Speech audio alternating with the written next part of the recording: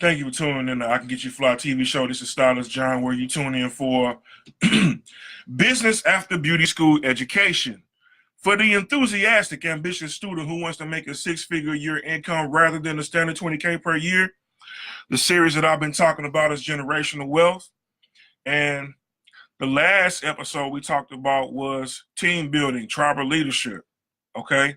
And we went through the 5 stages of tribal leadership. And on today's episode, we're going to talk about humility. What is humility? Humility is the action of being humble. What is humility? Humility is the action of being humble. Now, why is it good to be humble? Well, it's really good to be humble because what you're doing is you're saying what you're great at, but you also noticing the greatness in other people. Some of the most successful people in the world are surrounded by other successful people, and they don't dim each other's light. It's almost like a flame. Imagine a lighter has a component where you run your finger down the one component, it allows a spark to happen, and then your thumb hits this portion here, which allows the gas or the flammable liquid to come out of the spout. And as this portion that you flick to cause the flint to come out, the spark, and you hold down the function where the thumb piece is, when you hold that function down, it allows the gas to come through. What happens is a flame comes out. Okay? You see this flame? This flame is well lit. But the flame is composed of different functions. Okay? And so why am I talking about the flame on a lighter? Well, you have a flame on the inside of you. Someone else has a flame on the inside of them. Someone else has a flame on the inside of them. And so what happens is when you humble yourself and you recognize what your greatness is, and you recognize what someone else's greatness is, and you recognize what someone else's greatness is, all 3 of you are the flame. Why? Because God created us all to have a special gift or talent, but he also created us to walk inside his power, and we is all connected. So what happens? When you humble yourself, the flame is drawn together, just like on this lighter. See the flame on the lighter? You see that flame? It's not just one big flame. It's small sparks of gasoline or flammable liquid that is dispersed all around a section, and they come together and it makes a flame. Can you imagine building a team where everybody is humbled, everybody is good at what they do, and everybody just bands together and begins to work on whatever it is they're good at? You get way more done. This flame on this lighter is very effective. Why is this flame in this lighter effective? Why? You can light anything with it. Anything flammable you can light with it. You can light some kindling with it. And what happens? What does a flame do? A flame provides energy. A flame provides strength. A flame provides light. A flame, pretty much you can do a lot with flames, okay? A flame that is under control is one that is very useful. So what does that mean? When you have control, we're talking about self-control. We're talking about humility. We're talking about the action of being humble. There are situations in your life that God may put you in to show you what's on the inside of you. And he might say, humble yourself. Why? Because he said, if you humble yourself under the mighty hand of God, in due season, I will exalt you. And what does that mean? It's almost like being connected to a rubber band. What's a rubber band? For those of you all, have you guys ever seen the slingshot? So like when I was young in elementary and middle school, I used to watch this show called Dennis the Menace, okay? And the reason why the show was called Dennis the Menace was because it was this young child named Dennis that had this neighbor named Mr. Wilson, okay? Mr. Wilson was an older guy, and he had a dog, and, you know, he was a pretty cool guy. And Dennis the Menace's parents, you know, were, late 20s, maybe early 30s working people, and they had their hands full with dealing with Dennis because Dennis was an adventurer. He was a young man that liked to adventure. He was a young man that liked to get off and do a lot of different adventuresome things. And sometimes his adventures got him in trouble because how he thought and how the neighbors thought around him, sometimes there was a bit of a conflict, okay? And Dennis was a strong-hearted young man, not necessarily a bad young man, but he pretty much was a little adventuresome, and so he actually was known as a menace. Why? Because his adventures caused damage sometimes, you know? So there was an older guy that stayed next door to Dennis the Menace named Mr. Wilson. And Mr. Wilson was your regular clean-cut, older gentleman that liked things done in a certain way. And what did Dennis do? Dennis came in the vicinity of Mr. Wilson, and because of Dennis's adventuresome and him being a young child and not knowing how things go, it always rubbed Mr. Wilson the wrong way because things would get torn up. Why am I talking about Dennis the Menace? Well, the reason why I'm talking about Dennis the Menace is because Dennis had to learn how to humble himself, okay? We're talking about a cartoon show called Dennis the Menace, okay? And Mr. Wilson would always call Dennis' name, Dennis! And what would Dennis do? Dennis would look and he would be humbled. Why? Because he did something wrong. You know, he playing with the dog starts running, the leash catches his leg, he gets drugged in Mr. Wilson's yard, there's a trail of dirt that's left all around.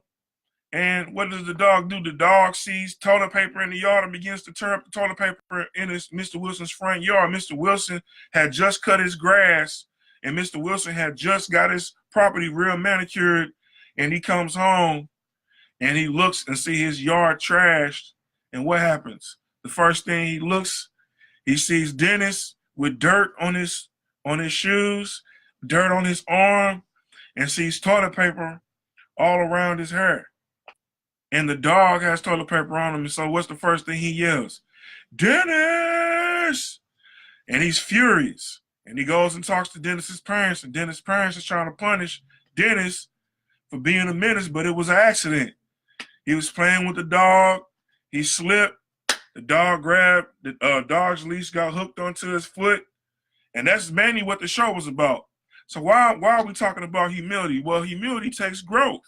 Dennis the Menace had to grow into being a responsible young man. And sometimes, like I say, God will put you in situations that test you. God will put you in situations that test you to see what's on the inside of you. Why? Because he's trying to get the best out of you. And so sometimes he'll put you in situations in order to get certain things out of you to put the best in you. Why? Because he knows who you are, what you're supposed to be doing, and why. And he understands what your purpose and your destiny is because he gave it to you. And so what happens is when you allow God to begin to mold and shape you on the inside by being humble, right? True humility is being able to recognize your value and others' value while looking up to God, okay? And so why is it good to be humble? Well, it's good to be humble because like I was talking about Dennis the Menace had to learn how to humble himself and listen to Mr. Wilson. Why? Because Dennis was an adventuresome young man that liked to go out and adventure and try different things. And Mr. Wilson was an older, seasoned gentleman that always tried to keep his yard nice, always, did things a certain way. And so what was the difference between Dennis and Mr. Wilson? Mr. Wilson understood order. He was an older guy. He lived a while. He had wisdom. And so what was Dennis the Menace? Dennis was a young man. Dennis was very adventuresome, and he didn't always play by the rules. And why didn't he do that? Because he just saw things a certain way. And so when Dennis began to listen to Mr. Wilson and began to humble himself, things began to balance out. And in life, what we're looking for balance, right? So Dennis the Menace had a slingshot. What's a slingshot? A slingshot, for those of you, anybody that may not know what a slingshot is, we used to make them when I was in middle school. We used to take our finger and put a rubber band on this side right here, and then we put a piece of paper in front of the slingshot and pull the rubber band back and let it snap, pow. And we used to hit people with paper in class. And sometimes we used to try to see if we can hit the chalkboard when the teacher wasn't looking. Okay. Now, it was some adventuresome things that we did when we was younger, but the reason why I'm talking about the slingshot is because when you humble yourself under the mighty hand of God, he said, I will exalt you in due season. What does that mean? That means that imagine yourself and your purpose and destiny being like this rubber band, okay? And you trying to move forward, right? And you running to move forward. God said, hold up, wait a minute. I got some things I want to pull out of you. You need some more personal development. It's some relationships that I really want you to connect with, and some people I want you to encourage along the way because they need some encouragement to know that I am in them, and I need you to help point the way because I'm finna take you somewhere, but I want you to point the way. Okay? So God gonna put you in situations to humble you. Why? And when you humble yourself under the mighty hand of God, what do you say? I will exalt you in due season. What does it mean to be exalted? It means to be exalted means to be lifted up. Okay? To be humbled means to lower yourself. Why?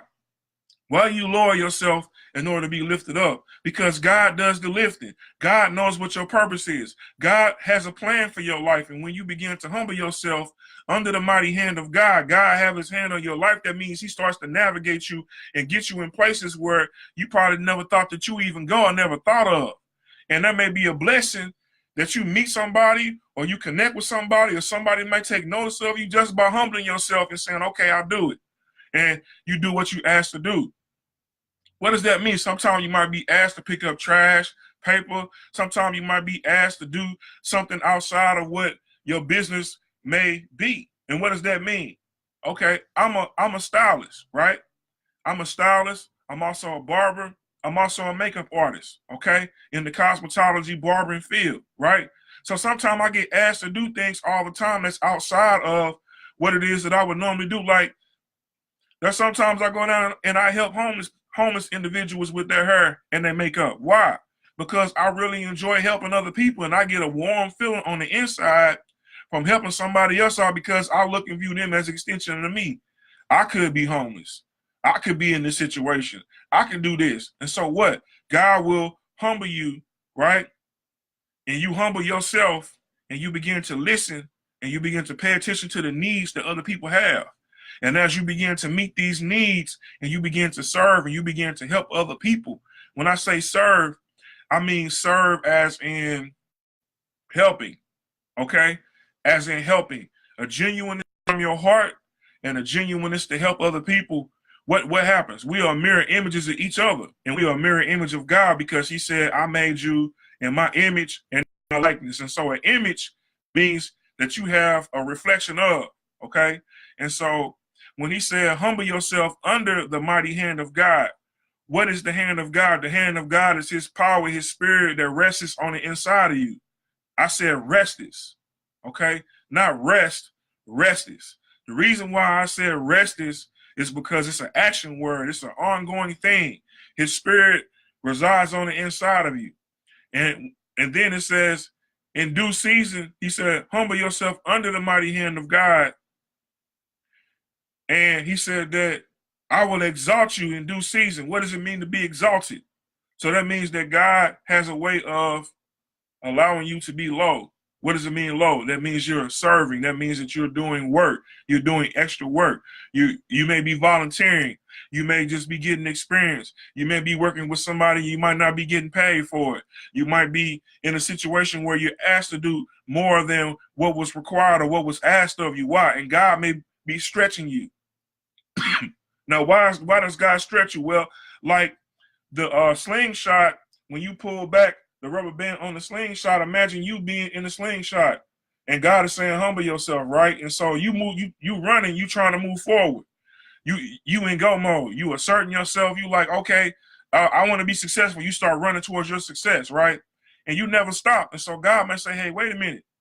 I got a certain way how I want to do this. And so what he do? He put you on the slingshot, which is your purpose and your destiny, okay? And what he began to do, he say, humble yourself now. And so what does humble mean? Humble means to have a lowly, helping opinion and action, okay? Lowly helping. What does that mean, lowly? That means that you recognize that you're great, but also other people are great, And helping means that someone asks you to do something, you begin to assist those that need help. And what happens? As you begin to help others, you begin to get sharpened and you begin to get better at whatever it is that you're helping at, okay? And so as he say, humble yourself under the mighty hand of God. What does a hand do? A hand for a slingshot pulls back the rubber band like so. And imagine you being in this slingshot. And so you're here and the rubber band is being pulled back. And so as the rubber band is being pulled back and you're helping out other people, you're helping out other people, you're helping out other people, you're helping, you keep on helping. You don't stop helping, you keep helping. That rubber band gets pulled back so far from all the help and all the volunteering and all the different things that you did for helping others. And what happens? There is an appointed time where that rubber band receives so much pressure and so much power where it has to release. Okay. And so by helping and humbling yourself and doing things that you're asked to do and stepping outside of your comfort zone, that rubber band that's being pulled back, as it's being pulled back, there's a certain time where it's going to be released because a rubber band can only go back so far before it automatically stretches out. And when that rubber band stretches out, it catapults whatever was in front of it forward very fast. And so what does it mean? It means to humble yourself under the mighty hand of God. And in due season, he will exalt you. And why will he exalt you? Because he wants you to be on display. The reason why he wants you to be on display is because he's in you and you are a mirror image of him. And if he humbled you and you are actively being humble and you're serving and you're helping and you're doing other things for other people, when he exalts you, he's exalting himself. Why is he exalting himself? Because you're in him. You're a mirror reflection of him. And he wants people to know what he can do. He wants people to know why he did it. He wants people because he wants more people to know about him. He wants more people to understand what their purpose is, that they can do it too, that this is not something hard when you allow God to rest on the inside of you and you begin to walk inside of his will, when you begin to walk inside of his purpose. And when you're being humble, it says true humility is being able to recognize your value and others' value while looking up. You're looking up towards God. And it is to see that there's far greater than ourselves into who we can become, who others can become, and how much more we can do and be. What does that mean? That means that you are more than a conqueror. What does it mean, more than a conqueror? It means a conqueror is someone that comes and takes over land. But to be more than a conqueror, that means you're a builder. You didn't come to take over the land. You came to build on the land. You came to lift it up. Okay? And so you are a builder. What does it mean to build? Okay? When you're trying to build a castle, you build a castle brick by brick. And what is a builder? A builder understands their schematics for how things is done.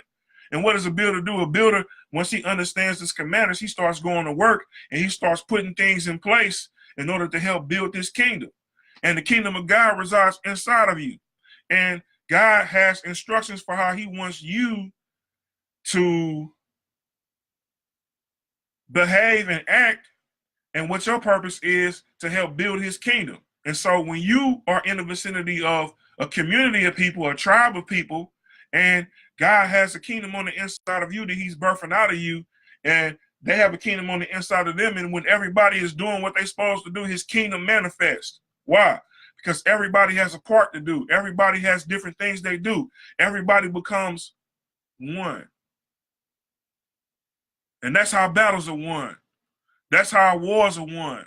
When I say wars and battles, I'm talking about in the Old Testament, there was all type of wars. And when the men of God came together, the mighty men of valor, when they came together and they all was on one accord, they won the battles.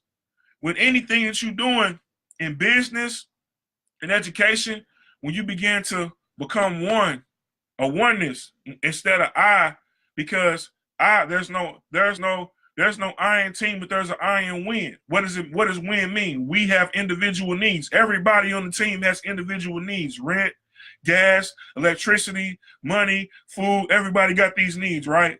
And so what happens? When everybody on the team wants to win, they begin to exhort out of themselves. What does that mean? they begin to humble themselves. And then let's say everybody hold hands, right? Everybody is connected now. And so now it's not I, it's we. And so we can get more done. Why? Because team means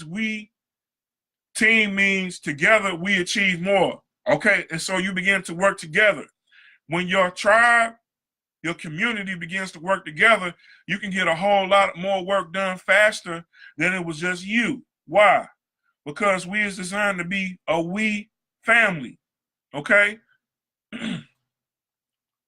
To be humble is to serve others and be for their good as well as your own. There's a balance. I'm here to do a specific function. I'm here to help.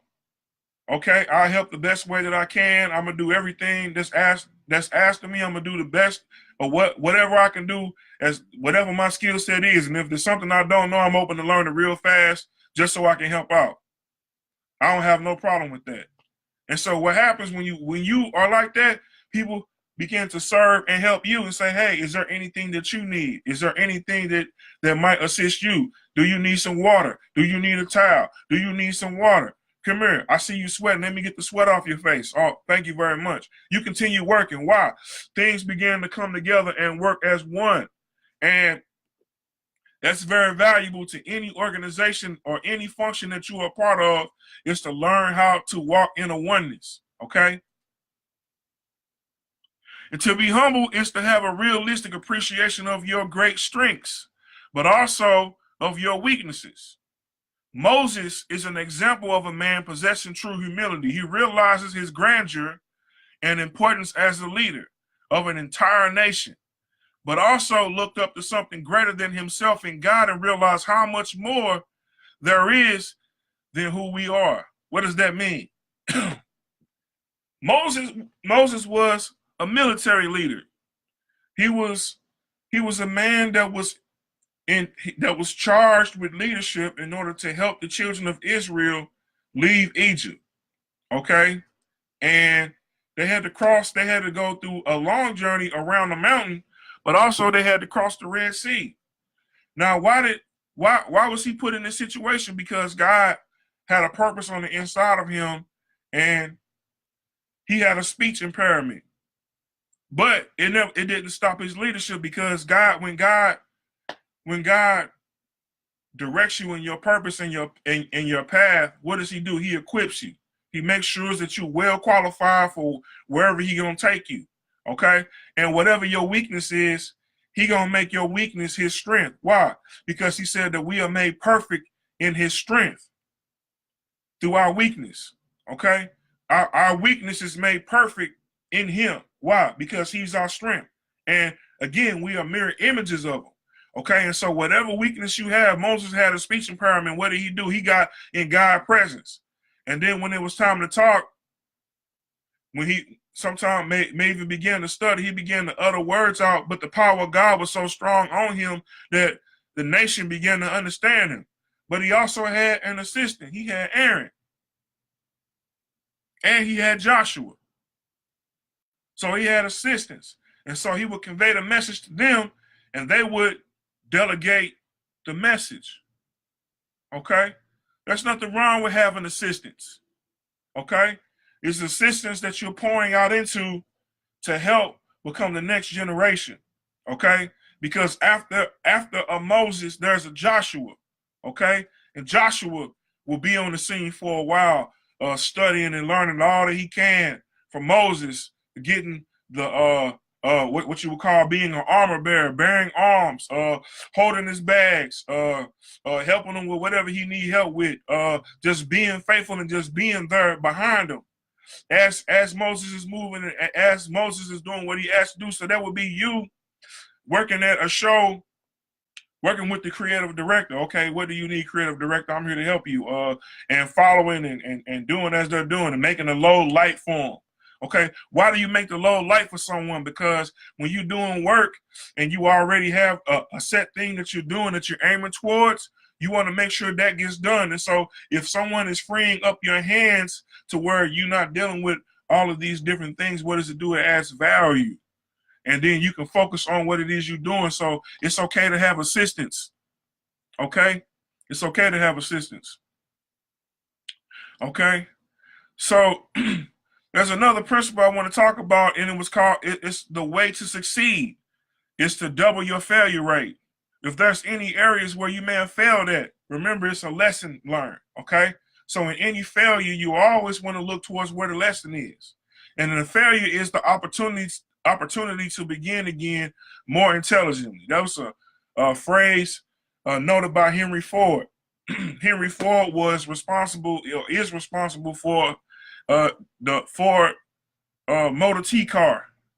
He's one of the pioneers, the early builders of Ford Model T cars, which assisted with revolutionarizing the automobile industry. Okay? Remember, the principle in your purpose will give you the desires of your heart. What does that mean? The principle in your purpose. The principle is the reason why you're doing something. Okay? Your purpose may say, okay, John, you're going to be a motivational speaker. You're going to talk to millions of people. All right? But the principle says, what are you doing daily to get there? What are you doing weekly to get there? The principle in your purpose will give you what you desire in your heart.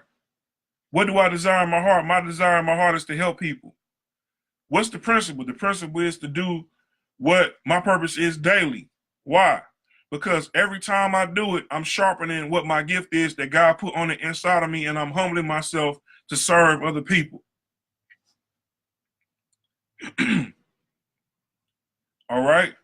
So today's lesson was humility, the action of being humble. Okay? It's two different ways to be humble.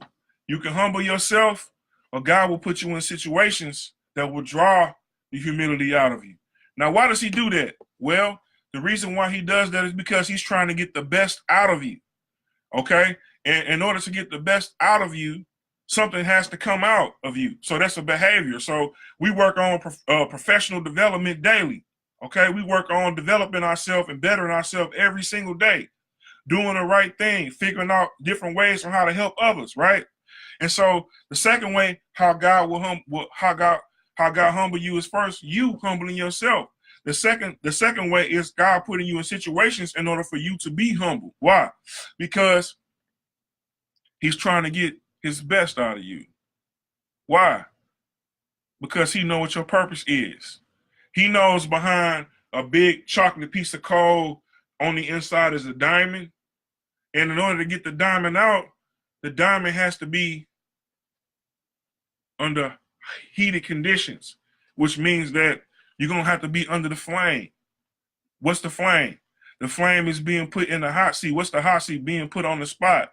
Being in a situation where you have to activate what it is you do. What does it mean to activate? You have to actively be doing it. Okay? He's going to put you in situations to get you out of your comfort zone. He's going to put you in situations to get you out of your comfort. He's going to put you in situations that's going to put you on display out of your comfort zone. Why does he do that?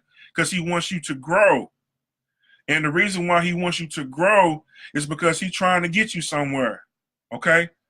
So, think it not strange when you entertain angels unaware. Why I just say that? What does it mean? What's an angel unaware? Well, there are angel investors that want to invest in your business. There are people that can write you a large check just from seeing what you do. And what does it mean? Think it not strange when you entertain angels unaware. When you entertain somebody, when you talking to somebody that has a large lump sum of money and you don't even realize it. And as they talking to you, they know, they just heard you talking about your business and you talking to this person not even knowing full well what they can do for you. And what do? They have the ability to just write a check and change your life forever. Humble yourself under the mighty hand of God, and he will exalt you in due season. And think it not strange that we entertain angels unaware. What is an angel? An angel is someone, first, an angel is a being that was created by God, designed to assist humans, but also to give God glory and worship. Okay? And so you have a guardian angel that's assigned to you, to your life, to keep you in the way of walking close with God, to keep you out of trouble, to help lead and guide you. Okay. And so when you begin to hear what God is saying, and your angelic host that was assigned to your life begins to assist you or begins to help you, listen to what the inner voice is saying to you. Listen to the good things that it's saying to you, okay? Because it will never lead you in the wrong way. Because he said, I will lead and guide you into all truth. What is truth? Truth is concrete, okay? Truth is solid, okay? Truth is, this is going to happen. This is solid, right? Okay, so why am I saying that? Well, think it not strange that you entertain angels unaware. What's an angel unaware? You are unaware that this particular person can change your situation. You are completely unaware that as you talking to this person and being kind and polite, that they have the ability to write a 6-figure check and say, here you go. Why? Because God will put people in your life for being humble that will do that. Now, why will God do that? Because God got a certain way with how he want things done. Why? Because he want glory out of your life. Why do he want glory out of your life? Because we is made as a mirror image. And when he is shining down on us and in us, and we reflect the same image back out and around to people, they begin to see that God is good. And where does God reside? God resides on the inside of man. So, be humble. I'm Stylist John. Thank you for tuning in to I Can Get You Fly TV show, where you tune in for business after beauty school education for the enthusiastic, ambitious student who wants to make a 6-figure year income rather than a standard 20K per year. I'm your host. The series was Generational Wealth, and today's lesson was about humility. I love you. And like I always say, I believe you can. I know you can. So I always say, yes, I can. Adversity may come your way, but yes, you can get through it. I'm Stylist John. I love you. Have a blessed day.